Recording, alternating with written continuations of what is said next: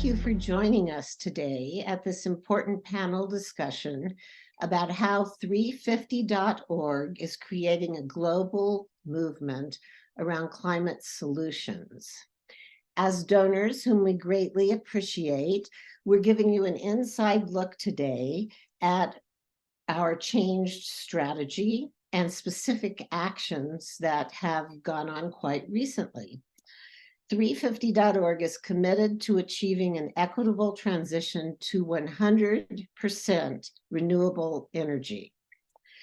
Your insights are important to us, so after the panel discussion, we're going to leave plenty of time for questions and thoughts.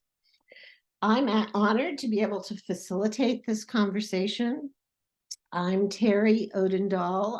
I serve on the board of 350.org, and I have for just about 3 years since I retired from the Global Green Grants Fund. I'd like to briefly introduce the participants, but I'm actually going to ask them to say a little more about themselves as soon as they've said hello.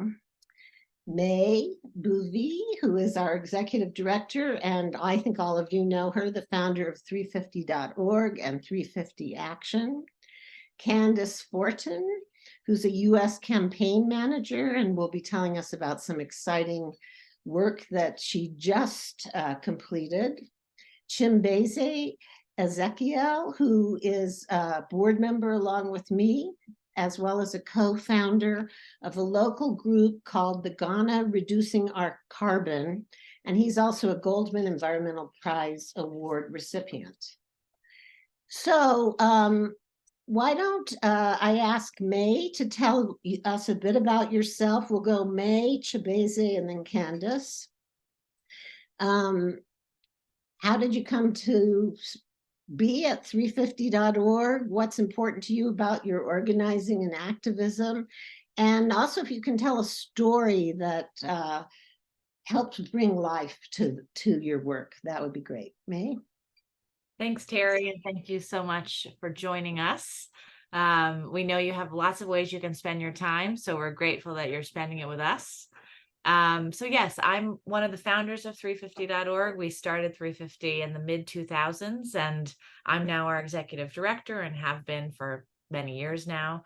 And I really got involved because at the time when we started the organization, it felt like there was a lot of great ideas and great policy and great research about climate change, but we didn't feel like we were part of a movement.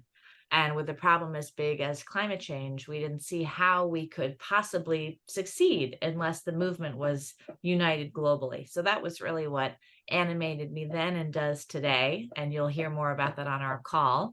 I think a story about what motivates me, I think since many of you calling in are in the US, days like yesterday where there's a lot of exciting results in elections, and remind us what we're all capable of. And I know the stakes couldn't be higher for our democracy. So to feel like we can actually, when we work hard, we can win, that's what keeps me motivated. Thank you. Thanks, May. Chibeze, you won the 2020 Goldman Environmental Prize. I want you to introduce yourself. Sorry, before I launch into that. You're more than the prize. All right. Yeah, all right. Thanks, Terry, and hello to wonderful participants. We appreciate your time for this session. Yeah, so I'm CH Ezekiel. I am based in Accra, Ghana. I'm the co-founder of 350 Ghana Reducing Our Carbon, which is basically promoting carbon reduction as a contribution to the fight against climate change. I'm a youth activist. I work largely around climate change and renewable energy. I also promote youth inclusion in the governance of our natural resources and environmental sector. In terms of a story, or what keeps me going in this climate work, has to do with the clear example that we've shown that if young people are well supported, if they are encouraged, they can be the change agents that we expect them to be in contributing to the fight against climate change. So that will be my story, and the story of the co-plants in Ghana shows the way that if young people are supported, if the energies are well channeled, they can be the solution that we are hoping, to identify or to be able to get in this world. So, so that's a story I can only tell. I mean, our success story is the only story I have. Right? For now, thank you, and I'm happy to be here too. Yeah. Candace, what's your story? Who are you? Hi, everyone. My name is Candace. Apologies for being at the airport, but I'm very excited to be attending this convening about utilities this weekend. But my name is Candace. I am the U.S. Campaigns Manager at 350. I just joined in April. Prior to my work at 350, I've worked on over 30 elections in over 20 states. A lot of issue-based work as well, including solar implementation programs, immigration rights, criminal justice. And I would say my first foray into climate justice was kind of an impulsive move. I was doing some water testing for my biology class when they were doing offshore drilling in my hometown of Pensacola, Florida. And I asked my biology teacher why that was happening, and she named that BP was starting to do offshore drilling, and that was part of the impact. And so I had a press conference outside of my high school on a Saturday that no one attended. And even though no one showed up, I did have the only opposition piece against the BP offshore drilling. And of course, we all know what happened 10 years later with the unfortunate oil spill. So yeah, I'm happy to be here at 350 and really plugging in, and yeah, great to be here. Wonderful. We're very happy to have you as well. So May, 350 is known for keeping fossil fuels in the ground, and of course, stopping fossil fuel finance, recruiting, training, and supporting activists is also a part of our work, including many other things. Why now is 350.org creating a movement aimed at promoting the fair shift to renewables? Why the change or the new focus? Yeah, well, there's quite a lot of reasons, but I'll try to be succinct. First and foremost, it's clear that we're not moving fast enough on implementing solutions. And if we look at what the science is telling us, if we want to keep warming below 1.5 degrees, we actually have to be installing 1.5 terawatts of new renewable energy every year starting in 2030. So 1.5 for 1.5, if you want something to take home from this call. And when we got that news, we were sort of shocked because we've been in the trenches fighting against fossil fuel projects. And I think there could sort of be a sense that the market for the alternative will create itself. But in fact, what we're hearing from people who work on solar and wind every day is that without movements and without advocates getting involved, we're actually not going to get there. So that was the first reason. And then we also have begun to see in our work that many of the easiest fights against fossil fuel extraction are behind us. Now the projects that have to be stopped won't be stopped unless we have an alternative. And in many places where we're working, particularly in the global south, but also in parts of this country, for some people, the choice is between having electricity and not having it at all. And so we don't want to be coming into communities and saying, you have to fight this project that is the meaning for you having the lights on or not. We actually believe that we have to embrace alternatives if we want to stop fossil fuels and grow the movement. And as we've made a really intentional shift at 350 to think about working in more parts of the world where the climate movement isn't as strong, that's become really essential. And then from kind of just watching how the world is unfolding in politics, we paid really close attention to when the war in Ukraine was first starting. And a lot of the discussion publicly was about what to do about all this gas that Europe imports from Russia, and this fear that Russia was going to shut off the gas and shut off the electricity for European households in that first winter of the war.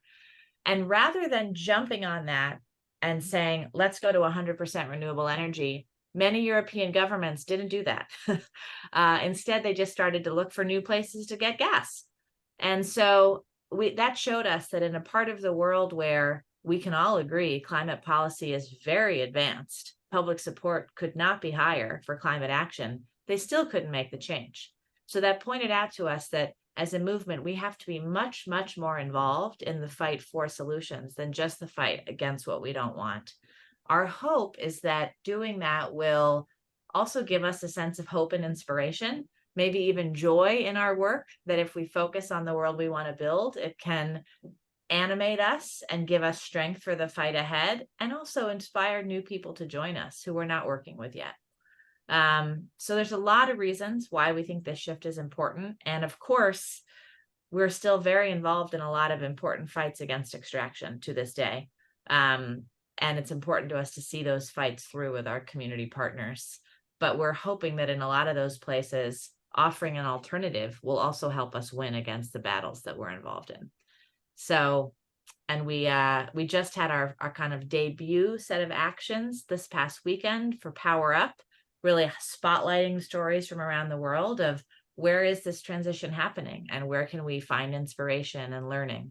And that was wonderful. There were hundreds of actions and a kickoff for a whole month of action. So you'll hear more about that from Candace. But that proves to us that there is real juice here, and we're excited to see where it leads us. Thank you, May. Chivizi, how did you and your groups get the Ghanaian government to cancel the construction of a 700 megawatt coal-fueled power plant? What can you tell us about that? Yeah, so I think it was in 2015 where we're having serious power crisis in Ghana. So companies are collapsing, people were losing their jobs, and the government felt that the only way to salvage the situation was to build a coal plant. And they gave two main reasons for building a coal plant. One, that it's a cheaper form of power generation, and number two, also it's going to create employment for young people. And somehow there was more like a near buy-in by the population or by the public, because obviously people need energy and power to run their lives and to run their companies. But also here we are as young people trying to challenge government on their proposal or this policy. So what it meant for us was that we are supposed, that means we have to present a better alternative, or to argue out our point very well to be able to convince government to change or rescind their decision. And so that got us thinking that we have to do our homework very well, which ended up, in adopting some approaches for our campaign. And in the interest of time, I will just focus on two. So the first approach was what we term as the submarine approach, using the submarine language in the military term, in terms of how we have this equipment going under sea and then coming up to just launch attack, against the enemy. So what we did was similar approach by going into the community, want to assess whether what government said in their environmental impact assessment was the true reflection on the ground. We interviewed the women groups, the youth groups, the chiefs, the elders to ascertain, their concerns or their views on the coal plant. We also took videos, took photos, documented our own experiences. And we did all that on a quiet. There was no social media campaign, there was no media interview, just to, gather much information as we can. And then we also got in touch with our fellows or our colleagues in the other African countries, bearing in mind that Ghana doesn't have a coal reserve. And in fact, part of the project agreement or plan was to import almost 2 million tons of coal from South Africa every year or annually. So we're engaging our partners in South Africa and Kenya to share with us in terms of the coal campaigns, the difficulties, the successes, so we can also get some information to, embellish or amplify our campaign. So we did all this homework, without making noise, without going to the streets, as well as to get enough information to justify our position and fight against government's intention to build a coal plant. And the second approach was to also provide solutions, not just critiquing government without offering an alternative, because the economy was collapsing, people were losing their jobs. So we should better present an alternative. We can't just say no to coal and expect the whole country to be plunged into darkness. And we said, well, we are saying no to coal because we think there's a better alternative. And for us, that alternative is to the good and will of renewable energy. And we have to find a way to, challenge government's position that when it comes to cost, economically, it is true that coal is cheaper when it comes to power generation, but that is if we avoid or we don't add the other externalities. We are also aware that when it comes to coal plant, there's emission, because it's emission. And when there's emission, we're talking about air pollution. And therefore, you're going to cause lung cancer, respiratory diseases, and that's a cost element, a cost to the Ministry of Health. So that cost must also be factored in the whole, equation. Again, we are also aware that when it comes to the waste from coal plants, they are often deposited in water bodies. So we are talking about, impact on marine life, waste impact on the flora and fauna, so that is some impact on the water body, sanitation. So it's a cost element that must also be captured.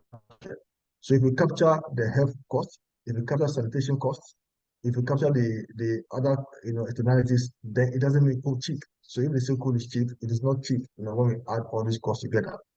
Again, when it comes to employment, we think that yes, employment is important for young people, but we believe that renewable energy guarantees more jobs as compared to coal plant. For example, if you look at solar energy, we can talk about installation, we can talk about maintenance, we can talk about building a system itself. So that alone creates value chain for employment. So we came out with this strong proposition, and I think government heard our call. And of course, we can't build a coal plant after signing a Paris Climate Agreement. So we believe these are some of the issues or some of the approaches we adopted, thereby forcing government to rescind on the decision to build a coal plant. So that is basically what we did, in the fight against coal plants in Ghana. Thank you.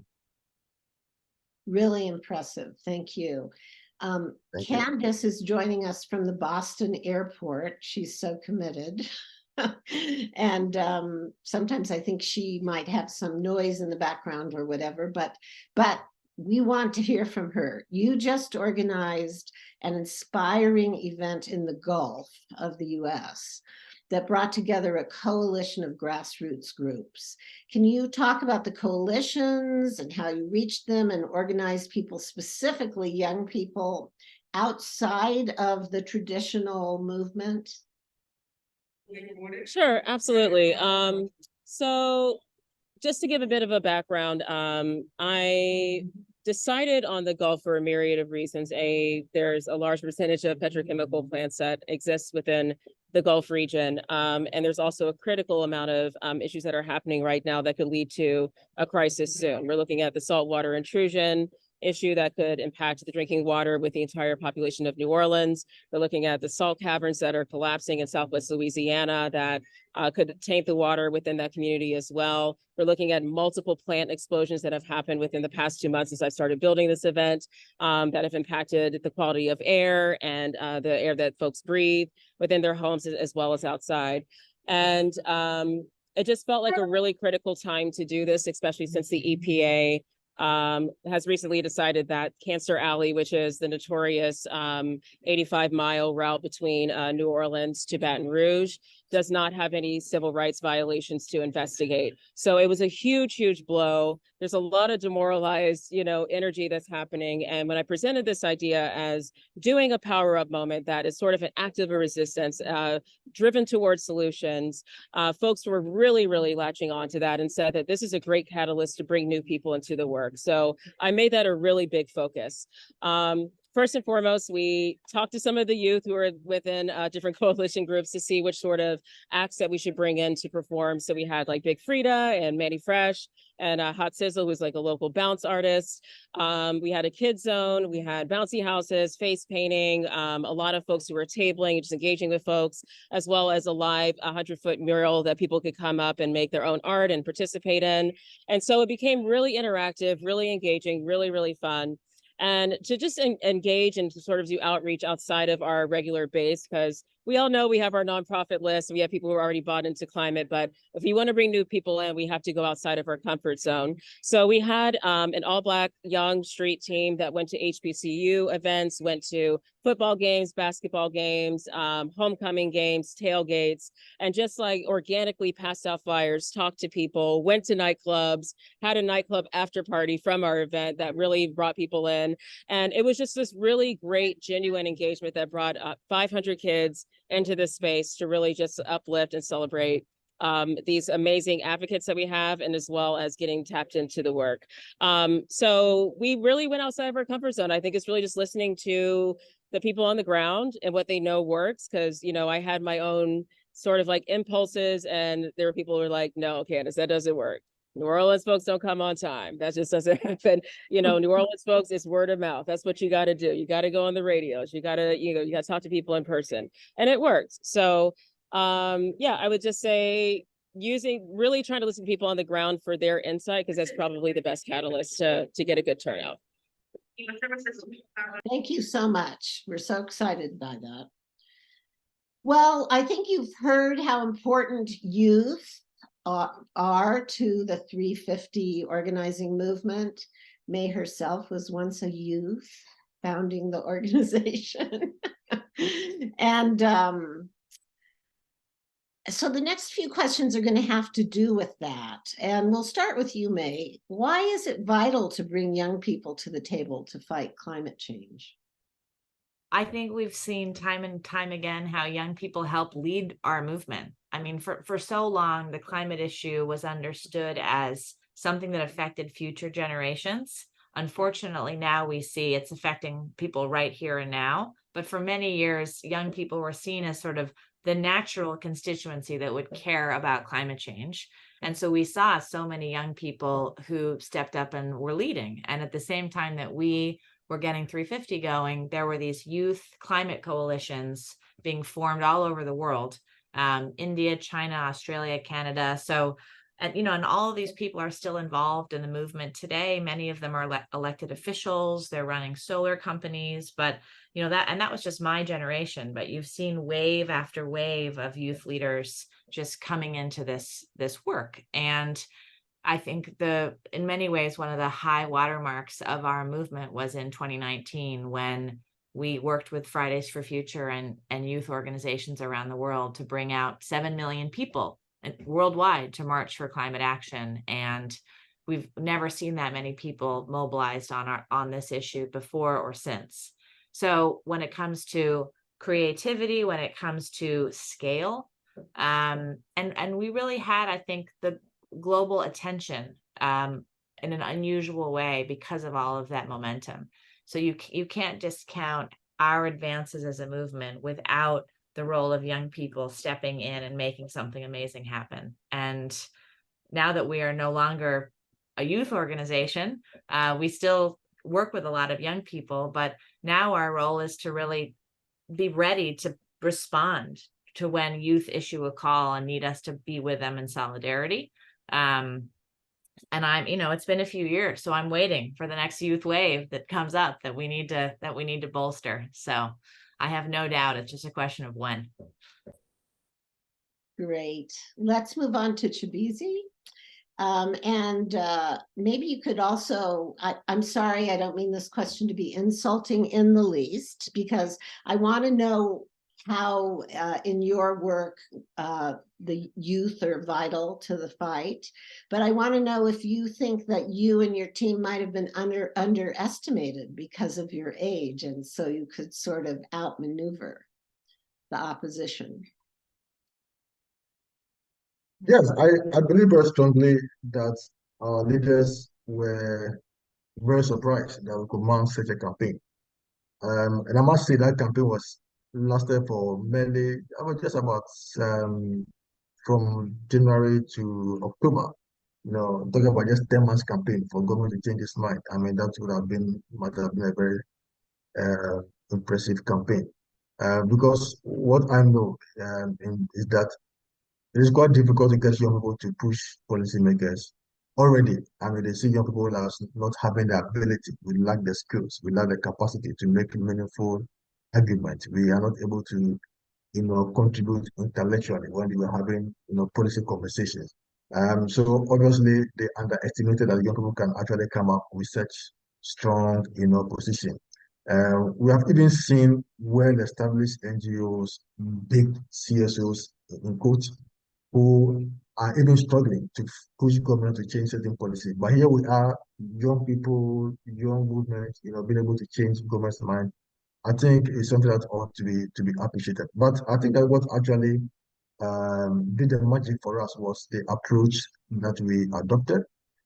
Because I also learned from the NGO that, and they are very quick to respond to government. Usually, it's often knee-jerk reaction. They want to be head first. But we felt that no, it is not about being head first. It's not about just reacting to government's policy, but doing your homework very well. So when you come out strongly, you have your facts, you have your figures, not based on feelings, not based on emotion, but you're able to justify your position. You're able to argue properly, and offer better alternative. And I think that every government needs a better alternative. And therefore, if you are providing this kind of information, it helps them see you as somebody who may be opposing to their views, but may also be thinking, something, a very good solution that they may also have to consider. So for us, yes, they thought we are young people, so we can't do much. But I think that our approach and our strategy actually did a magic for us, and for them, I will say yes, yes. So indeed, we're supposed to be young people that can do much, but our strategy actually helped us to, influence government to change their position on the core plans. Yeah, thank you. Terrific. Thank you. Candace, I'm going to change the question slightly for you. I'm very aware of time, and we want to be sure that our other participants get a chance to ask questions directly of all of you. But is there one hard truth about organizing young people that you'd like to share? I think it just comes down to knowing the moment that we're in and counting on the youth to kind of knowing how to match that moment. We're talking about things like social media or, mobilizations that happen on TikTok, or just like the kind of ingenuity or like the fresh eyes and the fresh, looks at messaging.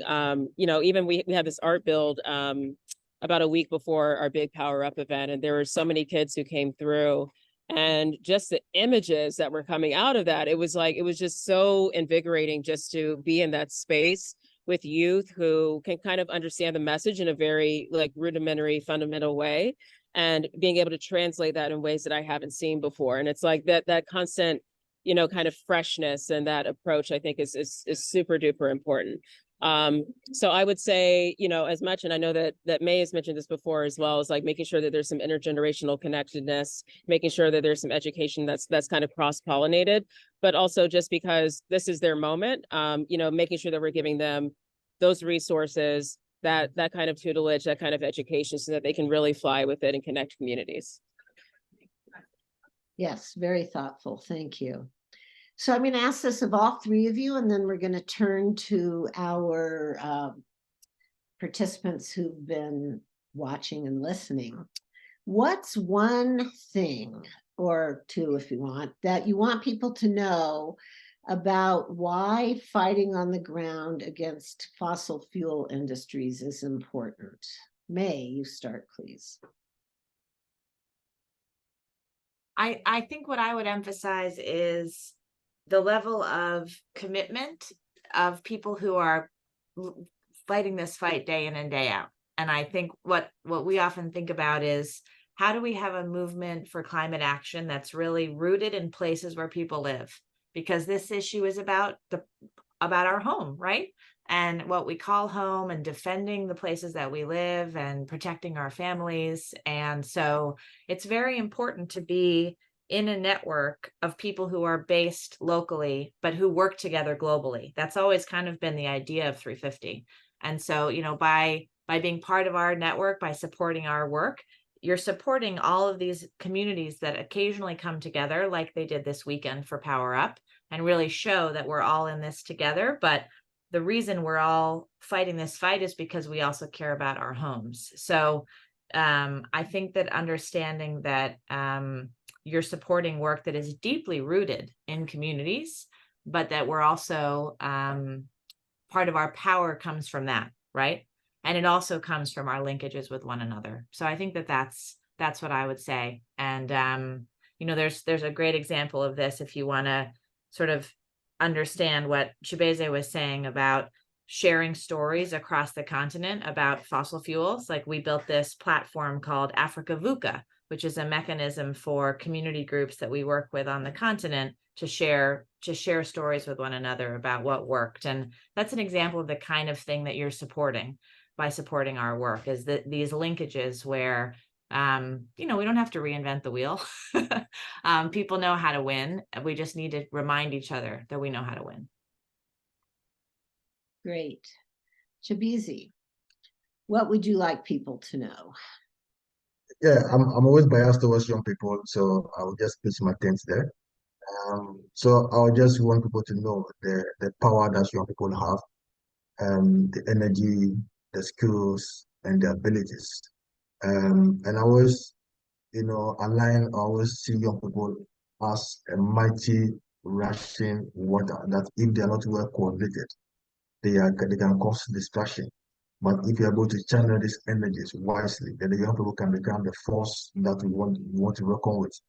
And it's increasingly, we see young people across the world, creating climate innovations, new ideas, and controlling eventually now even the social media, all controlled by young people. But we have to consciously manage such passion, such enthusiasm, such exuberance to be sure that we are channeling their energy to the right place. So for me, I think that focusing on young people is very critical in this work. And I like what they mentioned. And then, so Africa Voca, for example, is a very wonderful platform where you have youth from different parts of Africa sharing their own stories, their own small way. And so that creates a way to direct those energies, towards the fight against climate change. So I think that placing emphasis, supporting young people with their capacity and the change agents is very critical or crucial to the fight against climate change. So that is what I would love to share with the participants. Thank you. Thank you. Well, Candace, you have the final word before we open to questions and comments. What do you think our donors here should know about people fighting on the ground against fossil fuel industries? Yeah, my takeaways, especially recently, just my travels that I've taken since I've started at 350. I didn't also mention West Virginia, which we know a lot about that too, with like the Cold River Mountain Watch fight and like how violent and horrific, and still there's like a lot of that environment that still exists in that space. And then going into the Gulf, going through Cancer Alley, where I got physically ill. There was someone on our tour who got a nosebleed, and that was within like 1 or 2 hours of just being out in those chemicals. Seeing an elder on a Zoom call who's from Southwest Louisiana having to take off a gas mask so that she can actually, just look presentable for a second, and then has to put it right back on after the Zoom ends. What I know is that it's life or death for the folks in the Gulf. It's life or death. There's people who have multiple physical conditions. There's people who've grown up with, some teenage neighbors who wound up getting hysterectomies. There's Rashida Ozain, who was a big co-partner with us on this event, who has 6 kids. One has a seizure disorder, 2 have eczema, 1 has asthma. And it's just, it's poisoning generations and generations and generations of people with illnesses, conditions, cancers that, obviously can end your life, but also can make it deeply more complicated. New disabilities, new chronic illnesses. And it's life or death for these folks, but they stay there. They have options to leave, but they stay there because they do not want to leave their communities. This is part of what the act of resistance was, the joy of resistance. It's because the community is important. The culture is important. They cannot leave that. And so I really have a lot of reverence for people like that, because you could have a climate migration strategy. You could have people taken out of there. They refuse to. And they're doing it because it is literally their lives. So I would just tell folks, front lines, it's a buzzword, but it's also, it's very real, and it has to have that sort of reverence to it as well. Thank you. At this point, I'm going to share my facilitation with Christina Roberts, who is 350's Associate Director of Mid-Level and Major Donors. And I want to also thank her for organizing this webinar, and also to thank Carly, who's on here helping us with technical issues. So Christina, we have one question already. You can write a question in the Q&A at the bottom of your screen, or you can raise your hand and Christina can see you and call on you, or Carly can, one or the other. So Christina, do you want to field the question from Darcy, or decide who should? I'd be happy to. Great question. Replacing fossil fuels is clearly a big part of what we have to do. Does the concept of degrowth, especially in developed world, come up? And if so, how is it messaged? So I can take this one. Yeah, it does. It definitely comes up. We see it particularly with our European colleagues. And I think, you know, we are very clear that energy conservation and energy efficiency is a form of renewable energy. And it's a huge part of a climate solution, especially in places where people are using a lot of energy. And so I think we've heard this concern from a lot of our supporters in the US and Europe, that they want to make sure that we're doing everything we can in our countries to advocate for conservation and efficiency. And we're totally with you. I think that's really, really important, because there are many, many parts of the world where, yeah, the energy inequality is massive. And I think by moving to this strategy, we're really clear that we want to do something about that inequality by advocating for solutions. But we don't want to lose the fact that there's more we can do to make it more fair. So yeah, really appreciate that question. And I think that call for degrowth, or however, and your question is about messaging. You know, we think about it a lot in those terms around inequality, but I've seen it messaged in other ways as well around, you know, what constitutes a good life, you know, for people who have a lot of resources. Do they need as much as they have, you know? So we've seen people experiment with that messaging as well. Yeah, thank you for the question. Thank you very much. We'd love to have some other questions or a conversation. What has this made you think about? So we just received a question. The Power Up events sound very inspiring. Thank you. I am grateful you're continuing for the remainder of the month. Where can I find information about the events?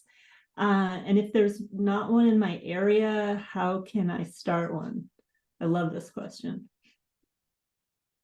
I might just try to answer that real quickly, because I had that same issue come up, and I didn't have an event that I live in a rural area in Colorado. I didn't have an event close to me, and I found out that you can actually host an event if you want. May or Candace, do you want to answer that? Candace? Yeah, and I'm happy to drop the link in the chat, but if you are based in the US, I'm definitely happy to talk to you offline and connect you with Lila, who is our network manager, who can get you plugged into some of the local actions, or also help you catalyze one of your own. We do offer individual coaching as well. So if you have a creative idea or some sort of, you know, art action that you would like to do, that sounds great. I also have a leftover banner from New Orleans, so let me know if that's something you'd like to use. Putting it out there now. But yeah, there's definitely still time, and if you feel inspired to do something, I definitely would encourage you to. So either way, I mean, I can give my email address here in the chat if you want to follow up, and I'm definitely happy to coach whoever's interested in holding their own action. Great, thank you.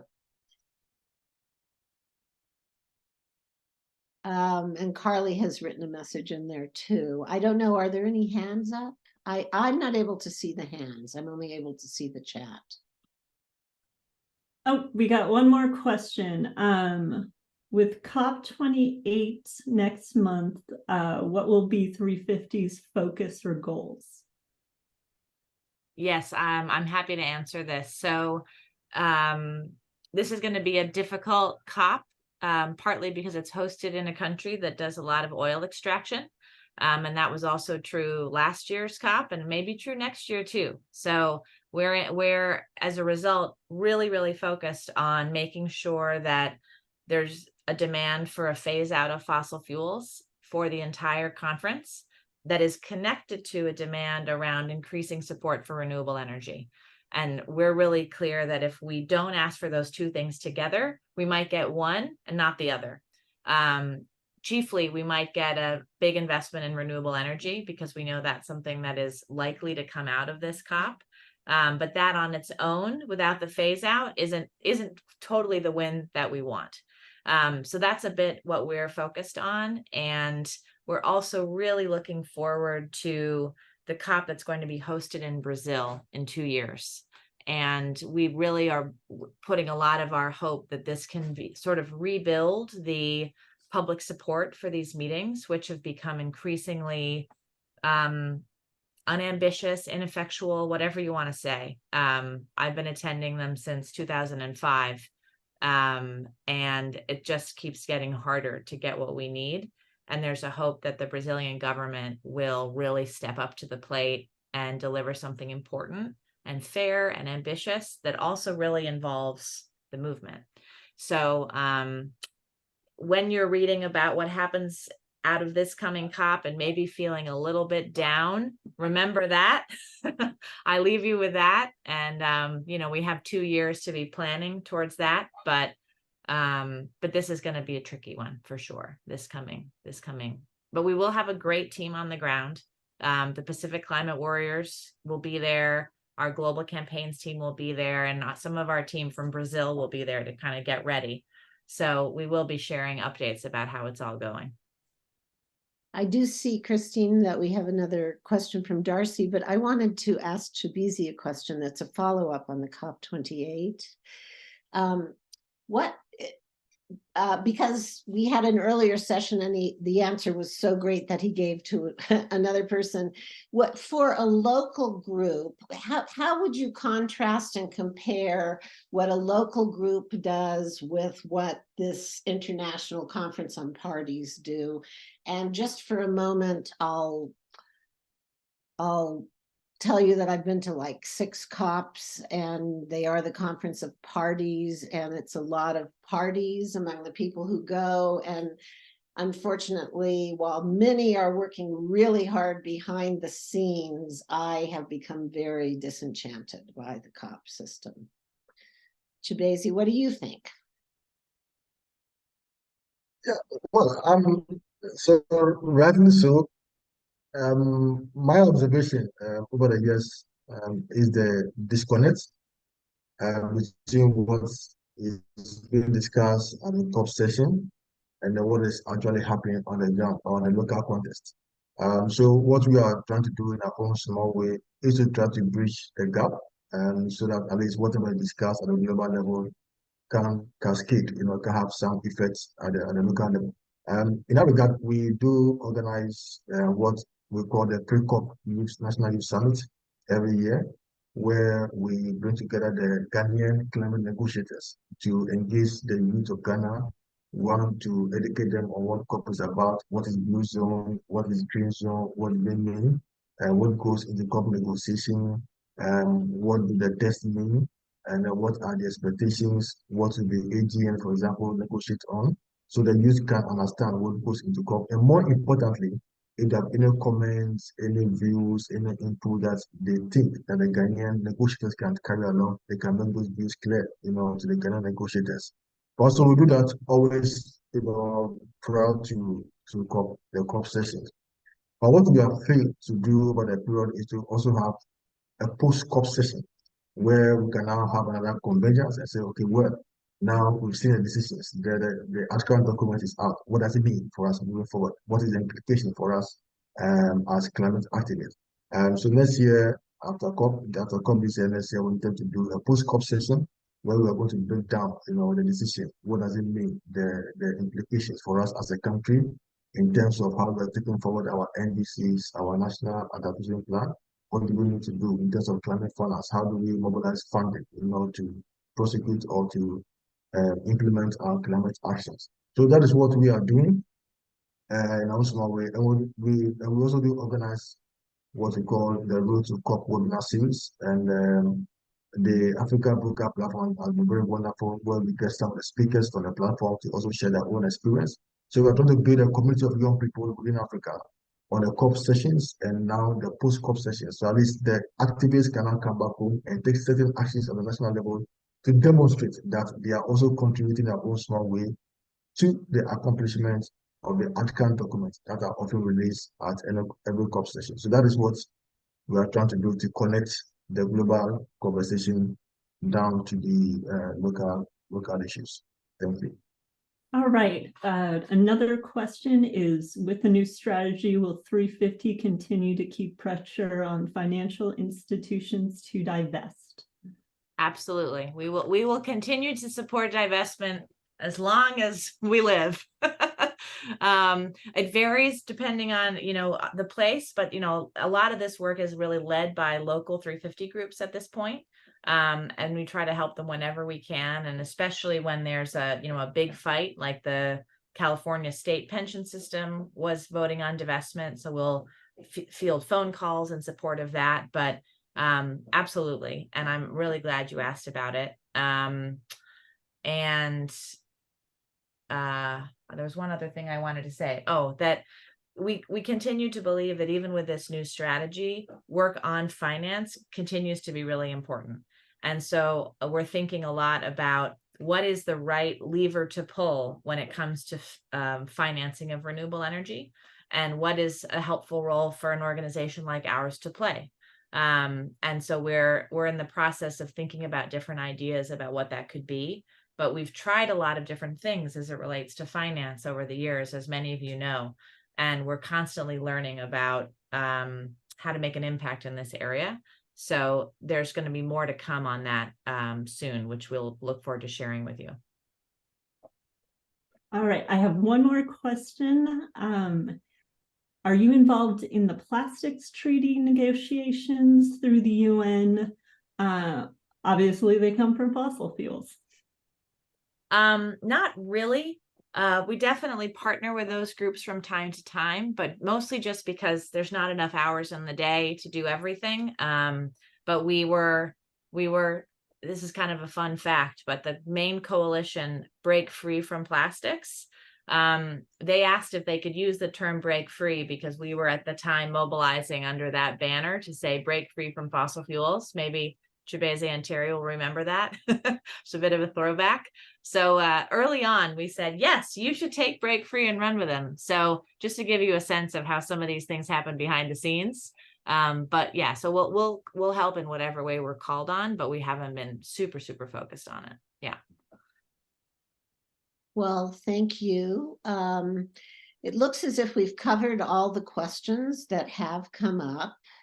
And I just want to thank all the panelists for your excellent stories and analysis and terrific work. I feel very honored to be associated with 350.org. I also want to thank all of you who joined this session today, whether you were sitting back and listening and mulling it over or asking us questions. The questions were really good. And I'd be remiss as chair of the board fundraising committee if I didn't encourage you to, if you haven't already, make your year-end contribution to 350.org. And if you've already made a contribution, you can make another one this year, because our change strategy is going to take a lot of funding and a huge amount of effort while we keep fighting to keep the oil in the soil as well. Let me just take a moment and see if any of our panelists have any closing remarks they'd like to make. And oh, we're going to leave with the video. I can't let you do that because I forgot about this great video.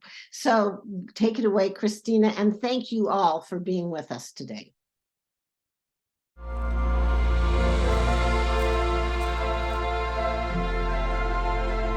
I am powering up today to be part of a community building a brighter future, one that's not based on extraction but based on justice.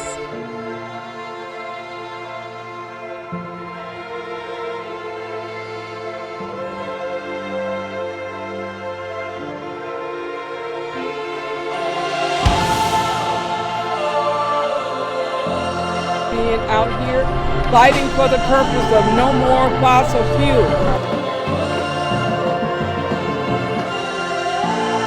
Transición energética justa.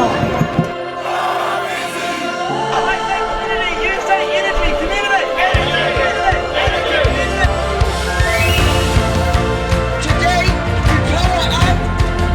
Sasol must power up. Power up renewable energy, power up climate solution, power up electricity that is free, very friendly with the environment, with the people, and it's sustainable. That is why we are here today.